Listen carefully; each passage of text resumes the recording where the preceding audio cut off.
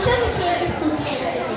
Christmas എന്നത് വെറുതൊരു ആഘോഷമല്ല, അതൊരു അനുഭൂതിയാണ്. എഗ്നാ ഫെബറുടെ വാക്കുകൾ. പുതിയ പ്രതീക്ഷയിലേക്കുള്ള പ്രത്യാശയുടെ വാതിലുകൾ തുറന്ന് സ്നേഹവും നന്ദിയും സാഹോദര്യവും മാത്രം കണ്ടെത്താൻ നമ്മെ പ്രചോദിപ്പിക്കുന്ന ക്രിസ്തുമസ് വരവായിരിക്കുകയാണ്.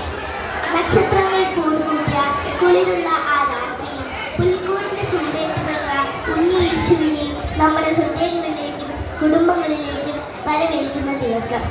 ക്രിസ്തുമസ് നാം ആഘോഷിക്കുന്നതും പങ്കുവെക്കുന്നതും യേശുക്രിസ്തുവിന്റെ ജനനം മാത്രമല്ല, മറിച്ച് യേശുക്രിസ്തുവിന്റെ ജീവിതം നമ്മെ പഠിപ്പിച്ച നന്മയുടെ പാഠങ്ങളായ സ്നേഹവും സഹിഷ്ണുതയും സാഹോദര്യവും അതിലുപരി മനുഷ്യത്വവും മാനവികതയുമാണ്.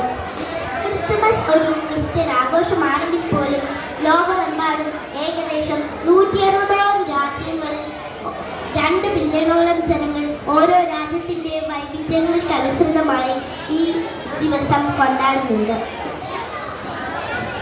ഈശോ ബത്ലഹേമിലെ കാലിത്തൊഴുത്തിൽ പിറന്ന അന്ന് രാജാക്കന്മാർ പൊന്നും മീറെ കുതിറ്റുമായി എത്തിയപ്പോൾ അന്ന് അവർക്ക് വഴികാട്ടിയായി മാറിയത് ഒരു നക്ഷത്രമാണ്.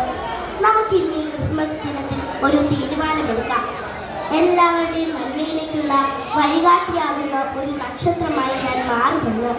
അത്യുന്നതങ്ങളിൽ ദൈവത്തിന് മഹത്വം, ഭൂമിയിൽ സന്മനസ്സുള്ളവർക്ക് സമാധാനം.